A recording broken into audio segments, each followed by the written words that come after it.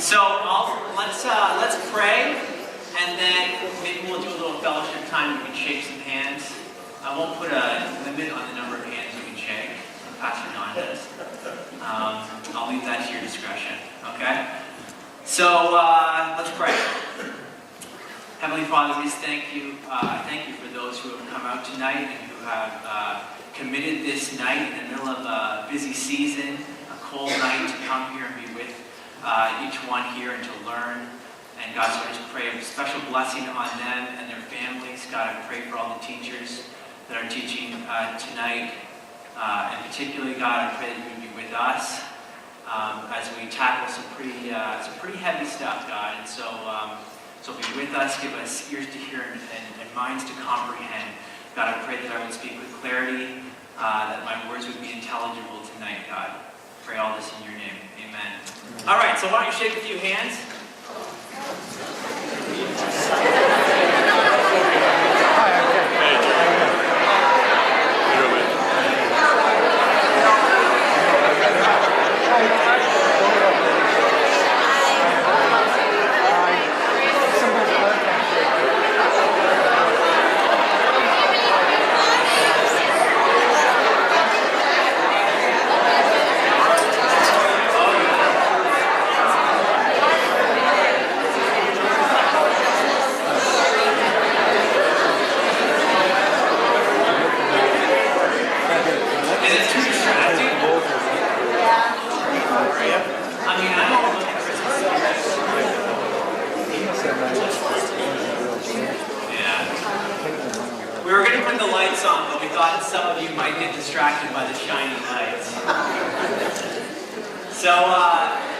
So let's start. I thought we would start by reviewing what we learned last day. And as I was going through, okay, how do I summarize all the things we learned? I realized you guys learned a lot of material. We talked about a lot of stuff. And so if you left feeling like your head was pounding, I can kind of see why. But let's go through some of the things that we talked about last class. So that was last week. We're done. One of the first things we looked at was an observation. Theists and atheists actually have the same evidence, okay? So what divides them is not the evidence. Not that atheists have their evidence over here, theists have their evidence over here, and we just kind of pile up the evidence, okay? It's not like that. In fact, what divides the atheist and the theist is not the evidence, not science, it's actually their worldviews, okay? So the real question is, which worldview makes the most sense of science and the scientific evidence, okay? And last week we looked at basically the science aspect, and we'll finish that off today, and then we're going to get into the scientific evidence, okay? The second thing we examined was the difference between blind faith, and that's what the culture believes faith is, and what I would argue is biblical faith, what real faith is. Okay, and so we said blind faith, that's believing what you know ain't true. Okay, Mark Twain. But biblical faith, at least what the Bible teaches about faith, is that it's active trust based on evidence. And listen, because you're gonna be talking with a lot of people who don't share your convictions, you need to have that memorized. Okay, you need to have it. It's not hard to memorize. Active trust based on evidence. Okay, because we're in a culture where there's lots of people who would say, I'm a person of faith, okay? They'll say, I'm a person of faith. And what I normally ask them is, okay, if you're a person of faith, then you must have an object of your faith, you must have content for your faith, and you must have some kind of commitment for your faith. There are three things that faith entails, okay? An object, content, the belief, and then the commitment, the act of trust. And we talked about the plane analogy, for that. And just for your information, we did record this, and once we get those videos online, if you miss something, you can watch that over again. The third thing that we looked at was the different ways that science is being used, okay? The term science is being used in our culture. One way it's being used is a methodology, the scientific method. Okay, this is what scientists do. Okay? They go through, they form a hypothesis, and they go on to the conclusion. But there's also this philosophical definition that gets thrown in. and that is that only natural explanations are allowed. Okay? Remember we went through the whole illustration? You can't implicate a white man, that whole thing? Well, that's what's being, they're excluding one of the possible options before they even look at the evidence. A priori, we would say. Okay? And so, if we come to the evidence without this philosophical bias, then we could actually come to a supernatural explanation, which I think is the best explanation of some of the evidence that we're going to look at today. So that was the difference between science here. And we also said that the men of science that C.S. Lewis talked about, who believed in a lawgiver, and they expected law in nature because there was a lawgiver, some of these men, and I was told, yeah, this date doesn't make any sense. So if you're thinking, how did Galileo die? Before he was born. Yeah, that date's wrong, okay? And so, but these men, they actually did science because they believed in God. God was the inspiration for their science, not a hindrance to science, okay? And that was important as well. Some other things we looked at. The fourth thing we looked at, we examined how God and the laws of science, the laws of physics, are not competing explanations. Just as the laws of internal combustion and Henry Ford are not competing explanations for the original Ford engine. Okay? And then finally, we ended by looking at how an intelligent designer is the best explanation for the rational intelligibility of the universe at one end and the rational mind that can study the universe at the other end.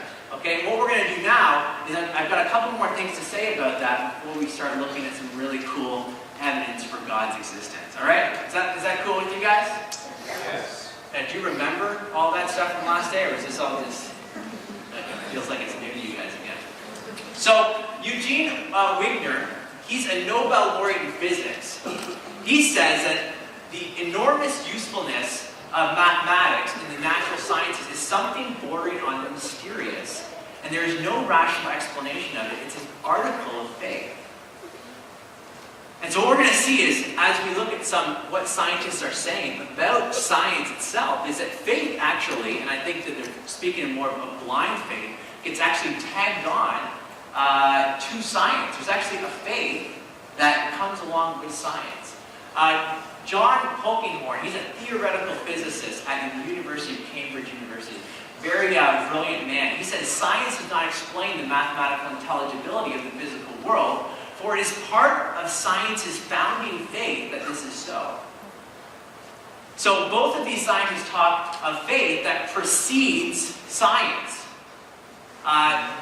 Just to reiterate this, Paul Davies, he's a mathematical physicist. He says this is very telling. He says, people take it for granted that the physical world is both ordered and intelligible. The underlying order in nature, the laws of physics, are simply accepted as given, as proved facts. Nobody asks where they come from, at least they do not do so in polite company. However, even the most atheistic scientist accepts, as an act of faith, that the universe is not absurd, that there is a rational basis to physical existence manifested as law-like order in nature that is at least in part comprehensible to us. So science can proceed only if the scientist adopts an essentially theological worldview. Very interesting. See, atheistic scientists, I was listening to one debate, and the one guy says, I don't even have any beliefs. To which the theist that was debating him said, do you believe that? Right? I don't have any beliefs. I don't have any faith. Well, according to these scientists, they actually do have faith, and it precedes their science. This is actually just one example of this, that's prevalent, and most people are aware of, is that you can't even do science without faith in the uniformity of nature. In philosophy, we call this the problem of induction. Now, atheist Bertrand Russell, he actually pointed this out in a very interesting illustration he called the inductivist turkey. Okay, and this is kind of appropriate for the Christmas season. You see, this turkey here, he believes because he is fed and taken care of on day one, and fed and taken care of on day 2, and fed and taken care of on day 3, that the rest of his life he will be fed and taken care of. But he's going to have a very rude awakening when Christmas Day comes along, right? Christmas Day comes along, he finds out the problem of induction firsthand. He can't assume that he's going to be fed and taken care of every day into eternity. So this is the problem of induction. And so we can ask, why can we assume that what happened today will happen tomorrow? Okay? So Paul Davies, he comes back and he says, just because the sun is risen every day of your life, there's no guarantee that it will rise tomorrow.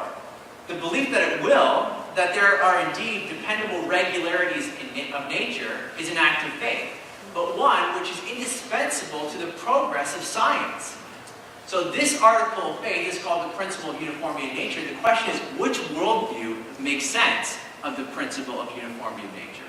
Okay? The theist can hold the view in the uniformity of nature because he believes that the universe is rationally intelligible because it was made by a rational maker, capital M. And he believes that our mind is rational because we were created by a rational mind, the mind of God. Okay? So we have a foundation for the belief that underrides all of science. Okay? And I would submit that the atheist doesn't. In fact, the atheist has to just beg the question. They have to just assume it's going to be the same as it was yesterday. But there's no rational grounding for that. Philosophy would say there's no ontological foundation. Okay? Let's talk about now. So we're going to switch gears now. We looked at faith. We looked at what science is and the foundation for science. Now let's look at what we mean by God for a second. Now, remember, last class I said most of the time scientists do come to naturalistic conclusions because we live in a natural world or a material world. Consequently, this has caused many to believe that science can and will explain everything naturalistically. So as science slowly increases, natural explanations increase, and supernatural explanations decrease. Okay? And so it's often put like this. Years ago, superstitious people believed that lightning came from the lightning god and thunder came from the thunder god. However, using the methods of science, we now have come to believe that lightning is an electrical discharge and thunder is a result of rapidly heated air molecules. See? Aren't material explanations slowly eliminating the need for God? This idea, this sends God, the idea of God to a God of the gaps. Okay? And so, where do you find a gap in your knowledge? So these circles represent gaps in our knowledge. If we don't understand something, we just say God did it. That's a God of the gaps argument. Okay? So, man, I can't figure out a natural way to explain the origin of life or something like that. Let's just say God did it. Okay? That would be a God of the gaps argument. We don't know, therefore God did it. Okay? And that's what most atheistic scientists believe that we believe.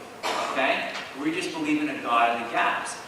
And so as science progresses, look at it. We're going to eventually figure out all these things, give them natural explanations, and there will be no reason to assume God as the explanation. So let's say everything can be explained naturalistically.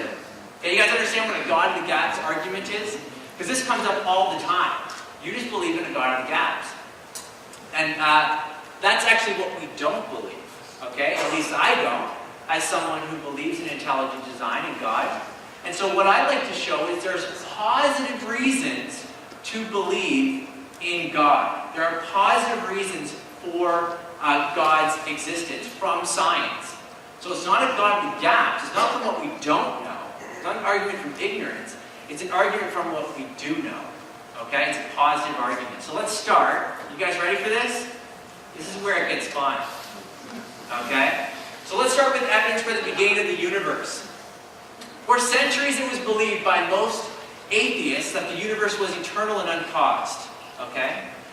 Christians, on the other hand, have always affirmed the first verse in Genesis, in the beginning God created. Now up until the 20th century, there was no way to determine who was right scientifically. Okay? Philosophically there have been arguments, but scientifically there was no way to adjudicate between the two. However, this all changed in the early 20th century with this gentleman up here. You guys know who that is? Everybody knows who that guy is. Albert Einstein, a German theoretical physicist, he developed mathematical equations, the general theory of relativity, in 1917. Now, his equations pointed persuasively to either the expansion of the universe or the contraction of the universe, okay? So his equation said the universe is not static, it's actually moving, either expanding or contracting. Now, Einstein didn't like that, okay? Because if it was expanding, is expanding, that means if you go back in time, it has a beginning, okay? And a beginning meant a beginner, okay? And Einstein thought that was irritating. Those are his words, okay? He thought that conclusion was irritating. And so, rather than follow the evidence where it leads, Einstein decided to manipulate his math, okay? If the evidence doesn't match your worldview, change the evidence, right? And so he inserted a fudge factor. So here's one of his equations, and what we're going to do here is we're going to add a fudge factor he called the cosmological constant, okay? Now, so this was 1917. In 1929, the American astronomer Edwin Hubble, working at the Mount Wilson Observatory, he actually discovered that the universe was indeed expanding through what we call the redshift. Now, Einstein, looking through this 100-inch telescope, you can see him here, there's him looking through the telescope there, he actually saw what Edwin Hubble saw. And that was that all the galaxies in the night sky were redder than they should have been, okay? They were redder. And so Einstein went on, I'll explain that in a second, but Einstein went on to call the cosmological constant the biggest blunder of his life, okay? And so this constant, I should have mentioned, kept the universe static, okay? Because he wanted an eternal universe. And, but the evidence just became overwhelming. So what was this evidence, the redshift evidence? Well, the redshift evidence works like this. We teach this in, I think it's grade 11 or 12 now. All light, all the white light in this room is actually made up of all the different colors of the rainbow, okay? And all the different wavelengths of light, going from the smallest end here of visible light, which is the violet end, and the longest end wavelength is the red end, okay? In school, we teach kids to memorize the colors by Roy G. Biv. Red, orange, yellow, green, blue, indigo, violet, something like that. And so this end's a short end, long end. Okay, so what do you have to know? Well, as a galaxy moves away from us, the wavelengths get stretched out. Okay? So as this galaxy moves away, the wavelengths get stretched so they appear redder because those are the long wavelengths. If a galaxy was moving towards you, it would be shifted to the purple end or the blue end, and they'd be compressed. Now you guys all actually know this phenomenon. It's called the Doppler effect. And if you've ever heard of CAR, I was in North Carolina. They're hardcore NASCAR fans. And they all knew what I was talking about when you go, right? Cars coming towards you, because the wavelengths are being compressed, high frequency, as soon as it passes you, because all the wavelengths are being stretched out. That's pretty good, right? It sounds like you're at a NASCAR event. So that's the Doppler effect. But that's with sound, by the way, sound waves. This is with light, okay? You guys all understand? So when they looked through the telescope, what they saw was the galaxies that they looked at were red-shifted. They were redder than they should have been. The light coming from them, that is. And so what they concluded was that if you're an observer and you look at all the parts of the night sky, all the galaxies are redder, they assumed, or they said that this was evidence for the expansion of the universe. Okay? And what they found was, if you play this thing backwards, all the galaxies must have been closer yesterday. And then a week ago, they were even closer. And a month ago, they were even closer. Until you go back far enough, where there is a beginning to time. You actually, this is kind of wild. If you go back far enough, you have a beginning to time and space and matter and energy. Okay? And this is all from physics. Okay? And so one way to think of this, I brought a balloon. Now, you can think of our space and time as 3 dimensions plus time, okay? And that would be like the surface of a balloon, because this is kind of hard to wrap your mind around. That would be like us living on the surface of this balloon. Our 3D world on a 2D balloon, okay? The surface here. And as you blow this thing up, if I had galaxies all around this balloon, as I blow it up, what happens? They get further and further apart from each other, okay? So our 3D world would be like on the 2D of this balloon. And you can keep going, they get further and further apart. But if you go back in time, right? It goes back and back and back until what physicists call infinite curvature to space, which essentially is no space at all, which some scientists refer to as the singularity or Big Bang singularity. I know the word Big Bang isn't something a lot of Christians are comfortable with, but the reality is it's the beginning point of the universe, and that's what science seems to be pointing towards. So whether you believe in the Big Bang or not, if you're talking to someone who believes in the Big Bang, well, the Big Bang requires a Big Banger, okay? It requires something to cause it, because it is the beginning point to space, time, matter, and energy, okay? And so there has to be something causally prior to, because we can't really say before, because there was no time before this event, okay? And so you have to say causally prior to before this creation event, there was something to bring all this into being. And we'll come back to that in a second. So listen, the creation of the universe from nothing was not like an explosion in an empty room, okay? It's not like that at all. Space comes into existence. Time comes into existence. So think of the balloon illustration. Now this raised another issue. I just wrote a paper on the topic of Lawrence Krauss's book, and I think I mentioned this last time, Stephen Hawking's book, and then Aquinas. And one of the quotes that I referred to in my paper was this one. So Lawrence Krauss, he believes that nothing is truly something. He says this in his book, what was his book called? A Universe from Nothing. He says, some philosophers and many theologians define and redefine nothing as not being any of the versions of nothing, that scientists currently describe. But there, in my opinion, lies the intellectual bankruptcy of much of theology and some of modern philosophy, for surely nothing is every bit as physical as something. You're scratching your head. Well, you should be scratching your head. Especially if it is defined as the absence of something, it behooves us to understand precisely the physical nature of both these quantities, that is, of something and the physical nature of nothing. You see, Lawrence Krauss, and we talked about Stephen Hawking last day, they both treat nothing as something, okay? And so this came to my mind. You guys know John Deere? I used to work Parks and Rec for Town East Goldenberry. We used to drive John Deere tractors. And the slogan is, nothing runs like a deer. Now, listen, if you treat the word nothing as something, like then the sentence can be nothing runs like a deer, or there is this thing called nothing that runs just like a deer. You get what's going on there? So the term nothing can be used in two different senses. And that's exactly what Lawrence Krauss does throughout his entire book. And Stephen Hawking does the same thing in The Grand Design.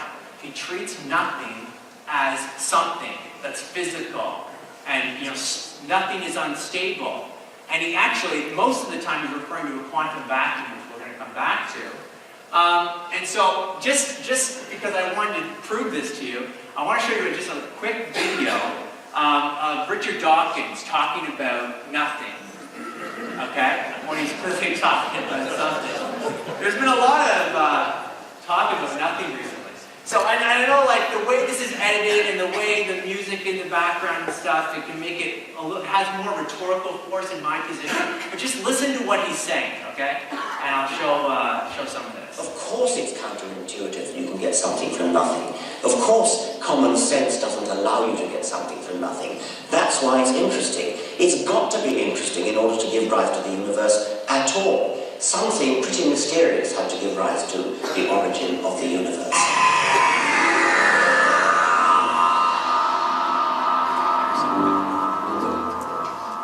The nothing that Lawrence Krauss is talking about, whether or not it's what a naive person would conceive as nothing, or what a sophisticated physicist would consider to be nothing, it is going to be something much, much simpler than a creative intelligence.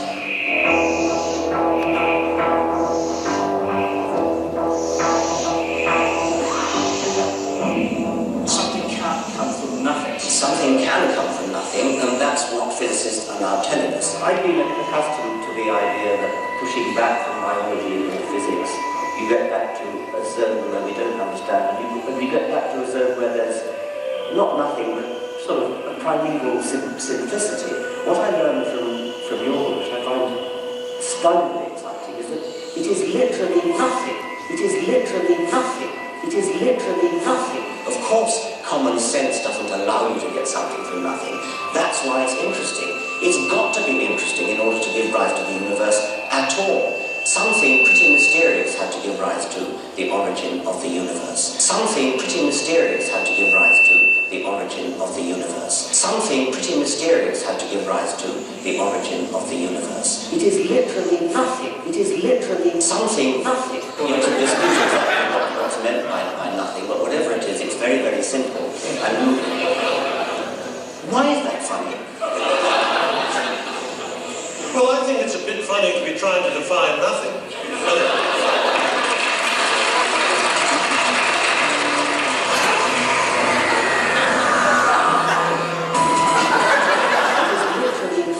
You can dispute exactly what's meant by nothing. Something pretty mysterious had to give rise to the origin of the universe. The nothing that Lawrence Krauss is talking about, whether or not it's what a naive person would conceive. Alright, I'm not sure if you just repeated or what, but that's probably enough to give you the gist. Alright, you saw what was going on there though, right? Nothing, and then all of a sudden it's something, and people started laughing. You didn't get it. So let's go to someone who knows a little bit about this topic. This is David Albert. He actually is a professor of philosophy at Columbia University. He has a PhD in theoretical physics. So this guy's like the perfect storm here. He's got the degree in philosophy and the degree in theoretical physics. And he reviewed Lawrence Krauss's book. Okay, you can read it on the New York Times book review. And I just took part of it there because he's an atheist, and he just comes down real hard on Lawrence Krauss, or at least his ideas. And the only thing Lawrence Krauss could say in response was he called him a moron. And so this is what he says: relativistic quantum field theoretical vacuum states. Say that 5 times fast. Okay, are particular because Lawrence Krauss thinks that. Is it on? It's not on. Yeah. Can you guys hear? Now you can hear me, right? No? We hear something. Can you hear me? This thing is not easy to use. I don't know how you do it. So he says, and I'll start again, relativistic quantum field theoretical vacuum states are particular arrangements of elementary physical stuff. The fact that some arrangements of fields happen to correspond to the existence of particles and some don't is not a whit more mysterious than the fact that some of the possible arrangements of my fingers happen to correspond to the existence of a fist and some don't. Okay? He says, the fact that particles can pop into and out of existence, because this is what people will say.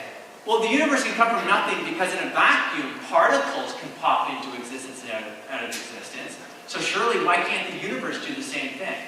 And so he's responding to that. The fact that particles can pop into and out of existence over time, as those fields rearrange themselves, is not a whit more mysterious than the fact that this can pop into and out of existence over time as my fingers rearrange themselves. And none of these poppings amount to anything even remotely in the neighborhood of a creation from nothing. And he goes on to say, KRAUSS is dead wrong, and his religious and philosophical critics are absolutely right. Okay? And so that's an atheist responding to Lawrence Krauss's argument. And so here we can see an argument for the beginning of the universe that is pretty persuasive. But it's not the only one. There's others that point to the beginning, like the second law of thermodynamics. This is one of the most established laws in physics. Okay? And basically, the second law of thermodynamics says that everything is running down. All the energy in all the useful energy in the universe is running out. Okay? And so maybe you came to class today with a coffee in your hand. Over time, it's cooling. And this is a result of the second law of thermodynamics.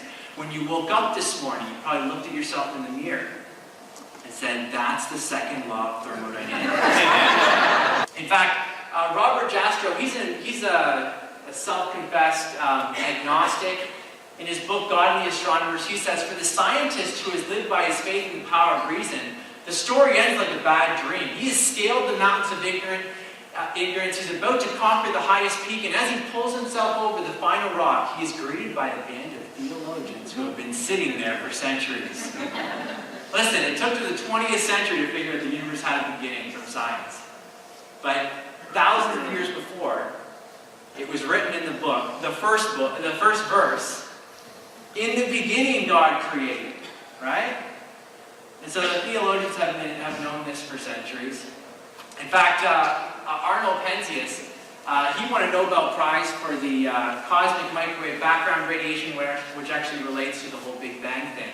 But he says the best data we have are exactly what I would have predicted had I had nothing to go on but the 5 books of Moses, the Psalms, the Bible as a whole.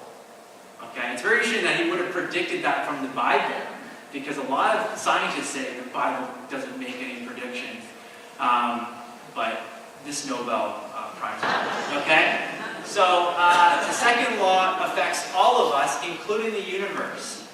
And so it turns out the universe is a lot like a car. Okay? And just as a car has some gas in the tank initially, as it runs, the car runs out of gas. Okay? And you have to fill it up again.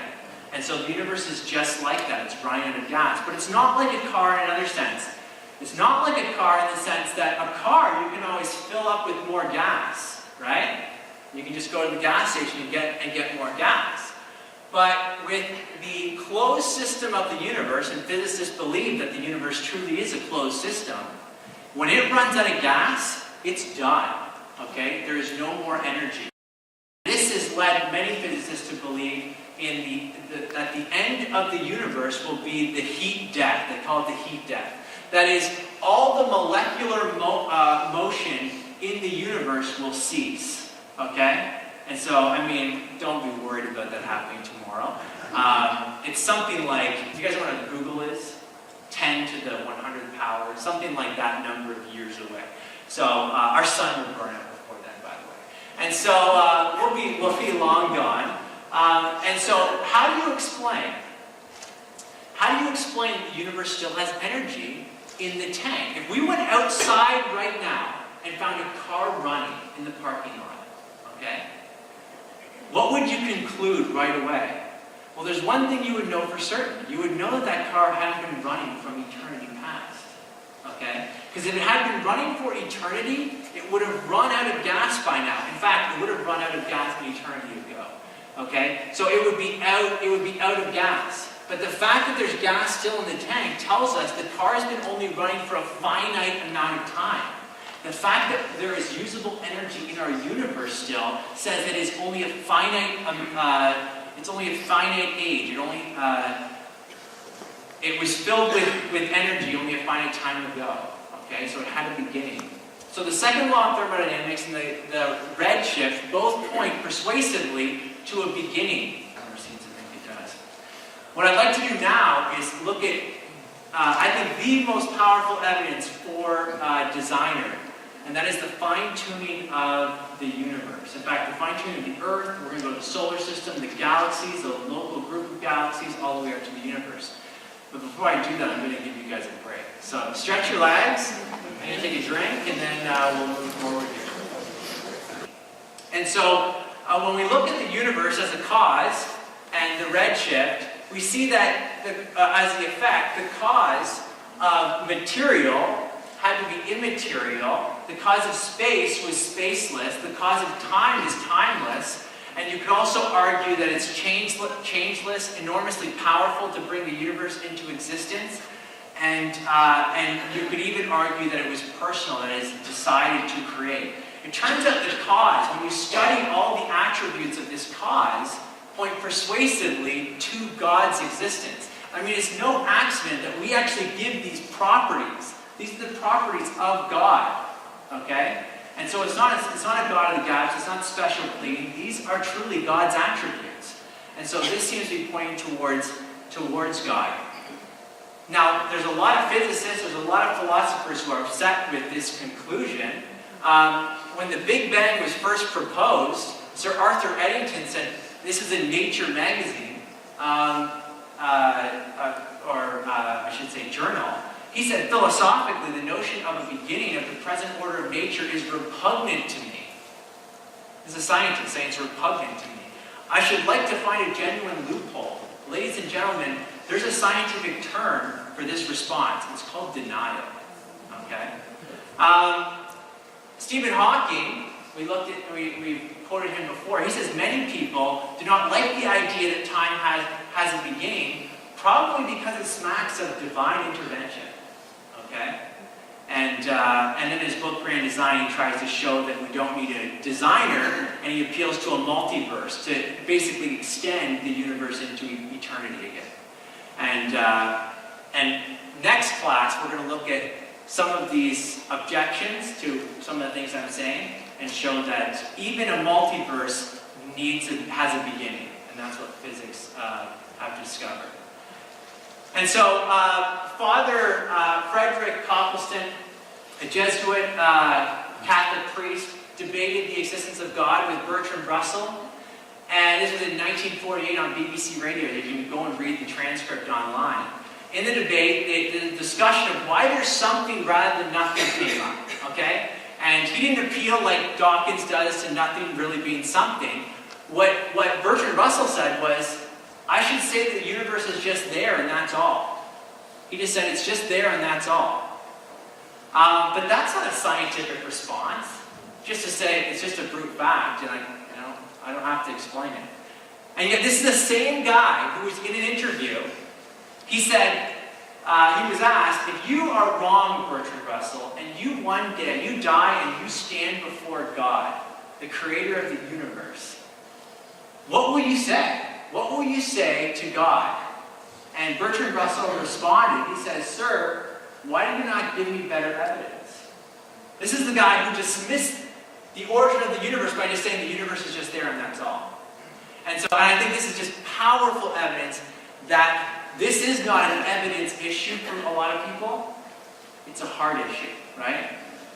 And so people come to me, yeah, I told my friend about, the origin of the universe and the fine-tuning, which we're going to talk about in a second. And they just weren't convinced. And it's not because the evidence is not powerful. The evidence really is powerful. It's because the heart needs to be changed, okay? It's not an evidence issue, it's a heart issue. I just had a good question. In case someone had the same question about the expansion of the universe, they asked why the universe is expanding, and the reality is, I don't know. Physicists they speculate on a couple different things. Some think there's like dark energy that's outside, dark matter outside, that's actually causing the expansion of pull. But one thing I should have shared with you is that it was thought that the universe was expanding, but that it would slow down, and then it would actually cause like a big crunch. It would contract, and there would be a big crunch, then maybe a big bang, a big crunch, a big bang, and go on forever like that. But it turns out, the latest science says that the universe is actually expanding, but it's not just expanding, it's actually accelerating in its expansion. And so it doesn't look like it's slowing down to a big crunch, okay? It's actually accelerating. So, but we'll say more about that next class. Let's talk about one of my favorite evidences for God, and one of my favorite subjects, which is astronomy. And so, what we're going to do is we're going to look at the fine-tuning of the Earth all the way out to the universe. Now, I really like astronomy for a number of reasons. One is it's the most ancient of the sciences. Geology, biology, these are relatively recent, the last few hundred years. Astronomy goes way back, and here's just a couple artifacts that seem to have some place in astronomy. So Stonehenge and the pyramids, we still don't have all the explanations of those. The Bible talks about astronomical features like Pleiades and Orion are mentioned both in Job. And so Pleiades is an open star cluster. There's 7 stars here. They're sometimes called the 7 sisters. Orion is a number of these stars. These 3 stars are Orion's belt. And so, I should say this right away. Astronomy is not the same as astrology, okay? So don't think I'm speaking like witchcraft or voodoo out here, okay? So I mean science, astronomy, okay? And not only is an ancient science, but many modern scientists are just mesmerized by modern astronomy and the heavens. And one of the programs that has been very interesting to me is the space missions to Mars. This is actually the Land Rover Spirit, the first Land Rover on Mars. And here's actually a picture that was taken. These are like the tracks on Mars, which I think is pretty cool. We haven't been to Mars yet. Mars takes about 300 days to get there. And so no human being has gone there because there's a huge radiation problem when you get outside of the Earth's protected magnetic field, which we're going to talk about in a second. So Mars is about 55 million kilometers away. We have been to the Moon, which takes about three days to get to. And it's about 400,000 kilometers away. And you guys probably remember the first man on the Moon? No? Neil Armstrong. Neil Armstrong? Who was the second person on the Moon? Buzz Aldrin. Oh, you guys are a smart group. I've been in groups this size and no one had a clue who the second guy was. If I was Buzz, I would have pushed Neil out of the way. That was July 20th, 1969, okay? And that was Apollo what? Apollo 11, not 13. No, Apollo 13 is my favorite space mission. And let me explain it, and then I'll explain why I'm talking about Apollo 13. Of all the missions, Apollo 13's got to be my favorite. So let me give you a history lesson, okay? Because I'm sure there's some young kids in this room who have no clue. They're probably thinking, wasn't Tom Hanks in that? So, Apollo 13. At 2:13 p.m., that's Eastern Standard Time, April 11th, 1970, Apollo 13 launched from Kennedy Space Center in Florida. This was the 3rd scheduled mission to the Moon. Unfortunately, Apollo 13 would never actually land on the Moon. Initially, everything was going to plan on this magnificently designed spacecraft. However, 55 hours and 54 minutes into the mission, traveling at 3,200 kilometers an hour, that's 2,000 miles per hour, that's 900 meters per second. As fast as speeding bullet. The crew hears and feels a loud explosion, and then you have pilot Jack Swigert famous words. Houston, we have a problem. And this was a huge problem. The explosion that they experienced turned out to be the astronauts' worst nightmare. The spacecraft was now 200,000 nautical miles, or 370 kilometers from the Earth, heading away from home. It was now quickly losing oxygen and electrical power. In fact, 2 of the 3 fuel cells was now completely dead in the spacecraft, and the third was rapidly depleting. The oxygen tank number 2 had exploded. That was what instigated the whole thing. And now tank number 1 was damaged in the process and actually leaking into space. They looked out the window and they got to see the gas leaking into space.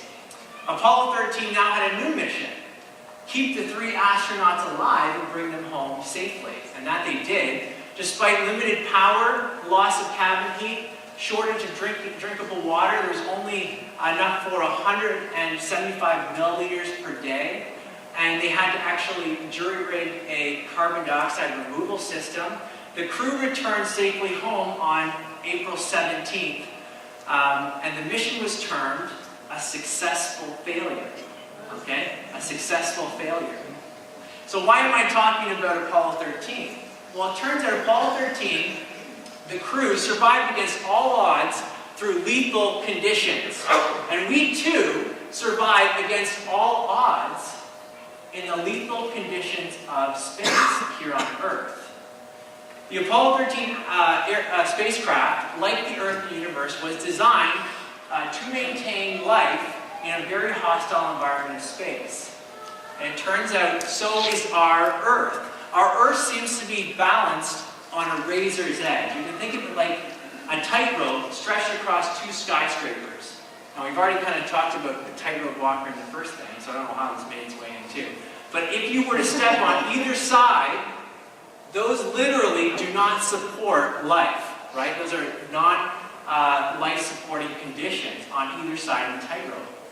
Likewise, we're going to look at some features that have to be just right. And if they go a little bit one way or a little bit the other way, they don't support life, okay? And so, for the spacecraft, some of the things that have to be just right, oxygen level, CO2 level, temperature, pressure, water, but it's the same for Earth, okay? And so, listen, if some of those values change, just like on the Apollo 13 spacecraft, it can become unhospitable for life, but the same is true for Earth. And so let's look at some of those things together. First, oxygen level. The amount of oxygen in our atmosphere has to be 21% oxygen. It turns out, if you were to have a few percent lower, like 15%, then animals and higher order animals and human beings would all suffocate. On the other hand, if oxygen were to rise up to 25%, you would actually have fires that would spontaneously erupt. Okay? And so oxygen has to be just right. If you change oxygen, there's other gases in our atmosphere, like nitrogen, which is 78% of our atmosphere. That has to be just right, and then the others. But let's get even more high-tech here. The Goldilocks principle. You guys all know the story of Goldilocks, right? Well, it turns out in astronomy there's something called the Goldilocks principle for the Earth. And that is, our Earth seems to be at just the right temperature for our survival, okay? And the reason it's just the right temperature is because it's just the right distance from our planetary star, which is the Sun. And so if you were to go a little bit closer, which is where Venus is about 700 degrees Celsius, okay? So we're not going to be going to inhabit Venus anytime soon. And so Venus is a little bit closer, Mars is a little bit further away. Now Mars, at its equator, in the middle of summer, is about 0 degrees Celsius. So you don't want to go there for your winter vacation, okay? It's pretty chilly there, although they have found ice. And scientists get really excited because they found ice, that must mean life, right? Because life is just add water. And so, no, we're going to see the origin of life problem next class. So we have to be in this habitable zone. It's about 2% further or 2% closer to the sun. Life on our planet is not possible. Okay? It turns out that not only is the distance just right for the temperature, but the distance is just right for the existence of all 3 forms or states of water. Okay? And so if you go to something like Mars, it's too cold, it only has ice. If you go to Venus, well, Venus only has water vapor, okay? It's very warm there. It actually is a runaway greenhouse effect, and that's part of the issue. The Earth has actually all three states, has solid, liquid, and gas, okay? And just so it happens, I mean, there's so many things that are fine-tuned, but even water seems to be unique in its design, okay? And we were talking, I was talking about this, because in the curriculum, water, when it freezes, does it get more dense like every other substance on the planet, or does it get less dense? It gets less dense. And so it actually floats, okay? Ice floats in water. And that's really important because if it actually was more dense, it would sink, and all the lakes and oceans would freeze from the bottom up. You'd have a runaway freezing effect, a snowball Earth is what they say, and there would be no life on the planet. What a stroke of luck.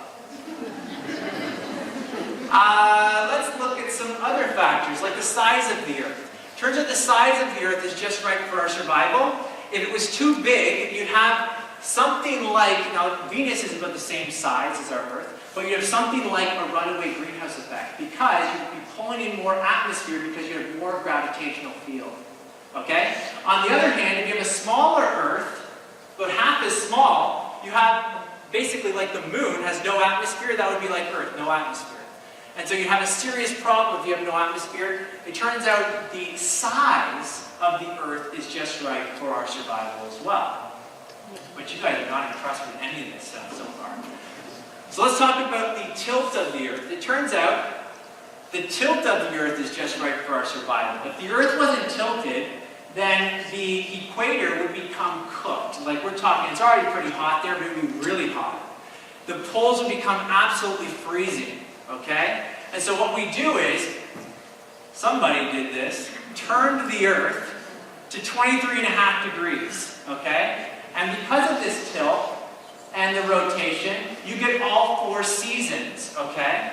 And we're experiencing one of the bad ones right now. But we get all 4 seasons, okay? And so even with the tilt, you still have temperatures at the extremes. One way to remember this, 130 degrees Fahrenheit is the extreme, and then minus 130 degrees Fahrenheit in like Antarctica, or 60 degrees Celsius in somewhere like Libya, and minus 90 in Antarctica, or degrees Celsius. Okay, so even with the tilt, you get the extremes. Could you imagine the extremes without the tilt? I don't think you could. This is supposed to look like a magnetic field. I did my best with these circles. It turns out our survival would be impossible without the magnetic field of the Earth. And that is the liquid iron core in the center of the Earth that produces the magnetic field. But it turns out that our sun, which is great for providing heat, is also releasing radiation. Okay? And that radiation would destroy life on this planet if it wasn't for the magnetic field. And so, essentially what happens is the magnetic field deflects the sun's solar radiation. And so we're not bombarded with that, which is kind of cool, because that radiation is dangerous. But still, you guys aren't impressed with any of this. Even when I went to all the trouble of putting these animations with these lines coming in. So let's go out from the Earth, because this is cool, but it's not as cool as it's going to get. Go out from the Earth to the solar system. Not only is our Earth finely tuned for our existence, but so is our solar system, okay? And what am I talking about? Well, you guys recognize the 8 planets that make up our solar system. Which one's missing? Do you hear what happened to Pluto? It's really sad. Pluto is now a dwarf planet. Do you guys know why Pluto's a dwarf planet? Because it's too... No, it's not because it's too small. It's a different thing. It's because its orbit actually crosses with Neptune. And you have to have your own orbit if you're going to be a planet. I don't know who decided that, but somebody did, and they figured this out, so Pluto's out. So it turns out, not only is our planet perfectly designed for our existence, but we live in the perfect solar system for our existence. For example, Jupiter. was not in its current orbit, the Earth would be bombarded with space material like comets, asteroids, and meteors. This is actually in the grade 9 curriculum. So I got to teach some of this stuff, which was cool, in the public school. Jupiter's gravitational field is so big, it would encompass the entire solar system, if you could see it, okay? That's the gravitational field. And so here's a little thought experiment. Here we have an asteroid. Oh no, it's coming straight for us. But you know what? These guys act like linebackers. I don't know football. The offensive end. Those are the really big guys, right? And the guy who plays center, he's like a 400-pound guy. Well, that's Jupiter. And so when the asteroid comes straight for us, literally, this is in the science, this is in the grade 9 textbooks. They call it a cosmic vacuum cleaner. A cosmic vacuum cleaner. Literally, it sucks in all the meteors and comets and asteroids and protects us, because one asteroid of a good size that hits the Earth and life on this planet is decimated. In fact, when scientists look out at these extrasolar planets, these planets that are outside of our solar system, and they're searching for life, right? There's a whole field of science called astrobiology, okay? And so they're searching for life in space. They don't look for solar systems like ours. You want to know why? They look for solar systems like ours. Not ones that have terrestrial planets outside and the gas giants in closer. Because they know that if the terrestrial planets are outside and the gas giants are inside, then they're not being protected. And they're just going to, if there was life, well, you know, it could be decimated at any point in time, and probably would experience multiple impacts. And so it turns out our solar system is designed, and all the solar systems that we found to date aren't like this. They're actually just the opposite, with the terrestrial planets outside and the gas giants up close. So that's kind of cool too. But let's go out from there and look at our galaxy. What's our galaxy called? The Milky Way galaxy? And what kind of galaxy is it? It's a big milky. It's a milky galaxy. It's a spiral galaxy, very good. You can see the structure of the spiral arms that come around. Here we have us, right there. You are here. Turns out our galaxy is about 100,000 light years across. Okay? So if you're a young Earth creationist, that's actually a distance measurement. Okay? So don't think right away that 100,000 light years corresponds to at least 100,000 years. Although there is a problem of the distant starlight problem that needs to be addressed. But 1 light year is equal to 10 trillion kilometers. That means this distance is about 1,000,000 trillion kilometers. Okay? So 1,000,000 trillion kilometers in size, just for our galaxy. It turns out that where we're located is actually just like our Goldilocks principle for where we are to the sun. Well, where we are to the center of our galaxy is just right. You want to be about 26,000 light years away from the center. The center of our galaxy is, what's in the center? You guys know? Black hole. It's a black hole. And it's pumping out all kinds of deadly cosmic radiation. Not only that, there's dangerous supergiant stars and giant supernovas that have exploded. All of this amounts to a lot of radiation. Okay? You don't survive anywhere in this area. Outside here, you don't have any heavy elements. Okay? Like we're talking helium and hydrogen outside here. So no oxygen, so that's not a good spot for us. You want to be in this region here. Not only in that region, that donut you see, but you don't want to be in the spiral arms. What you're looking at when you see spiral arms is just a lot of stars. Densely packed stars to the point where they look like arms, okay? And so, too many stars means too much radiation. We're actually located between 2 arms, okay? Again, is this just, we got really lucky? Or does this seem like it's kind of designed for our survival? Not only is our galaxy, where we're located in our galaxy, just right, but our local group of galaxies seems to be just right for our survival. So most galaxies come in groups of about 10,000. Our group of galaxies comes in a group of 40. Okay? And that's really important because 10,000 galaxies when each galaxy has 200 to 400 billion stars. Billion stars? That's a lot of radiation.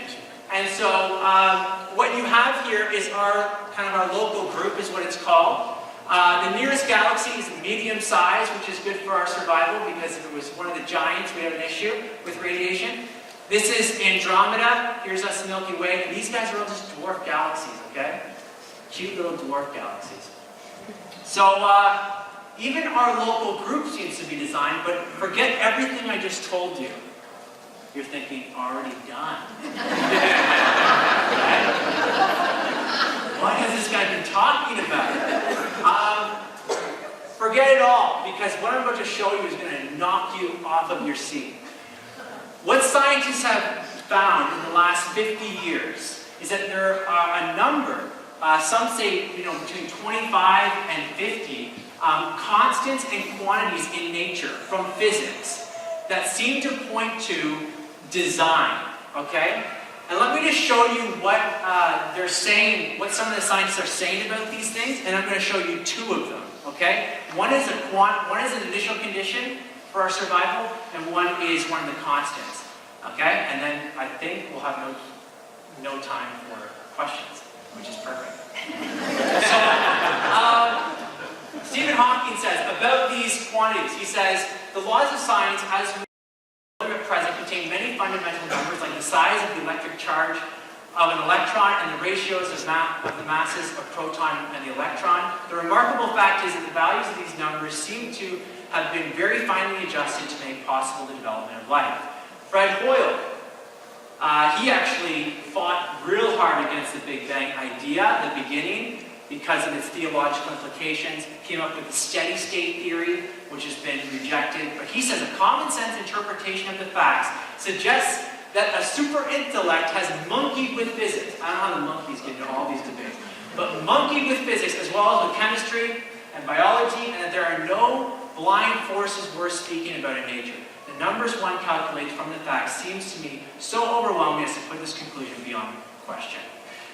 George Greenstein, he says, he's an astronomer, he says, as we survey all the evidence, the thought insistently arises that some supernatural agency, or rather, agency, using capital A, must be involved. Is it possible that suddenly, without intending to, we have stumbled upon scientific proof of the existence of a supreme being? Was it God who stepped in and so providentially crafted the cosmos for our benefit? This one's cool. Because someone was telling me that they invited their atheist friend last day, and they were really excited about some of the things I was saying, and they were going to look into some of the stuff. So this is cool, because Frank Tipler was an atheist, and he converted because of, or at least this was part of the reason he converted to Christianity. He says, when I began my career as a cosmologist some 20 years ago, I was a convinced atheist. I never in my wildest dreams imagined that one day I would be writing a book purporting to show that the central claims of the Judeo-Christian theology are in fact true, that these claims are straightforward deductions of the laws of physics as we now understand them. And so what are these guys talking about? I've got to go quick here. Imagine the universe has all these dials that set all the initial conditions and all of the constants. So the speed of light, you got a dial that can turn up the speed of light or turn down the speed of light, but we have it just right. Well, it turns out, I'm going to look at two of the dials that have to be set just right. I'm going to show you how precise they have to be. One of the dials I want to look at is a gravitational constant. Most of us understand gravity. Just jump up and down and you'll experience it for yourself. In grade 12 physics, we look at this equation. Okay, this is called the universal gravitation equation, and this is the force of gravity. It's equal to the mass of any two objects, the distance between them squared, or the distance between them squared, and there's a constant here, big G. Okay, that's what we're going to look at, big G. So every two objects, I don't think I told you this last day. Did I tell you how a pickup line I used to have my wife? I didn't tell you about that? So, as a physicist, we study gravity. Every two objects in the universe are attracted to each other. You can see where I'm going with this. So I'm attracted to the Andromeda galaxy, 2.5 million light years away.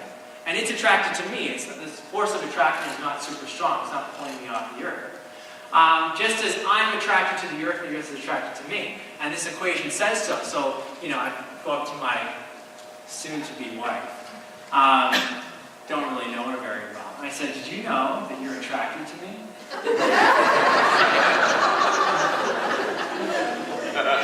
Gravitational. You're attracted to me. I think she responded that the force was pretty weak. I don't know. So she knew her stuff too. So it turns out that the odds of getting the gravitational constant just right are 1 chance in 10 to the 40th power. No one is impressed by that, I'm sure, because you don't really get a sense of what's 10 to the 40th power. Well, that's for our light-permitting universe. That's gravity. You need gravity at this value. If it's too little, if gravity is not strong enough, then the universe blows apart too quickly. You only have hydrogen. You have the big gas, okay? Just hydrogen. There's a gas joke in there somewhere. If gravity is too strong, then the universe quickly collapses in on itself when it takes off in the beginning. So, to get a number like 1 chance in 10 to the 40th power, which is 1 followed by 40 zeros, now you're impressed, right? You see the 40 zeros. Well, let me just show you some comparison here. The odds of getting being hit by lightning are about 1 in a million, okay? The odds of being hit by lightning, so that's the yellow right here. The odds of winning the Lotto Max is about 1 in 100 million. That's on the screen there. The odds of being struck by lightning twice are about 1 in a trillion. So that's the yellow right here. Now, the odds of being hit by lightning twice, and then follow all the zeros for the odds of being getting a life-permitting universe. And you kind of get a sense that these don't even compare, okay? And so I don't have enough faith to be an atheist. This number is way too finely tuned. But I have to get to this one, okay? And that's why I'm rushing a little bit. The entropy level, the initial amount of usable energy that's put in at the beginning of the universe, is also finely tuned for our existence. It turns out, remember we talked about this, so I don't have to go over all this stuff again. Remember the whole, our cars running out of energy? Well, it turns out, Roger Penrose, this is no chump in the physics world. He's an Oxford mathematical physicist. He wrote, he's not a Christian by the way, he wrote the odds of getting the exact entropy level at the initial creation event just right for our survival is 1 chance in 10 to the 123rd power. He actually, in his paper, he says that even if you had a universe-sized sheet of paper, you couldn't write that number in with all the zeros. In fact, there are only 10 to the 80th power elementary particles in the universe. Okay, so let me just show you something cool. Let's say we get a universe-sized jar and paint all the atoms in the universe red, and then 1 blue. And then I blindfold you, put a gun to your head and say, pick the blue one, or you're dead. And then you reach in, blindfold, reach around the universe-sized jar, pull out the blue one, and I say, whoa, that was cool. That would be 1 chance in 10 to the 80th power. Remember our number? 10 to the 10 to the 123rd power? So just to give you a sense of how many times you have to do that in a row, because I'm a math guy and I like the numbers, it would be this. You have to do it once, twice, in a row, and then you have to do it, 10 to the 121st power in a row, and then finally you'd have to do it one more time. So you have to. So listen, you have to literally pick the blue ball out more times than there are atoms in the universe in a row to get the same probability as us having a finely tuned universe with the right entropy level. And how is this not like this? Yeah, exactly. And this is powerful evidence. I mean, and we're going to look at the response that we get to something like this. Who made God? Who designed the designer? Well, we're going to talk about that next class because I got 30 seconds. Wait, is that clock right? Because I technically have 3 minutes on my computer. So you see what's going on here? You have fine-tuning at going all the way down to the Earth, and then out to the solar system, then out to the galaxy, where a galaxy is in a local group of galaxies. And then finally, it turns out that all of the constants and quantities that we look at, and I just showed you 2, are finely tuned, and not just like 50-50 chance. We're talking about 10 to the 10 to the 123rd power, which is just a number that really none of us can comprehend. Okay? So next day I'm actually going to take it from here, because there's actually a real practical truth that comes from all of this. And that is, God made this universe, and why did he make it so big? What was he trying to show us? And what are the implications of all of this? Are we just an ant farm of God, or is there more to it? And I think this all points to God's love for us. And so let me pray for you, because this was a lot of stuff. And listen, I had a handout, and I saved over top of it or something. I have a hard copy on some of this material, on all the evidence stuff. So if you're like, man, I don't remember any of that stuff, but it was kind of cool, and I wish I had something to take home with me. Well, let me try and bring that next class. Also, this is being recorded, so hopefully in the next week or two, it'll be on YouTube, and you can just watch it over again. So let me just conclude here with prayer. Heavenly Father, I thank you for this opportunity to come together and study your general revelation to us, which is just so cool. I pray that some of the things that I said tonight would just ignite a passion within a few here to go out and study some of this stuff for themselves and share it with their friends. And I pray that if there's some here that are skeptical of your existence, that they would turn to you, that they would turn to the evidence and see that it truly points to you. And so God, I pray for all that. God, also just take us home safe tonight. Pray for traveling mercies as we go. And we pray all this in your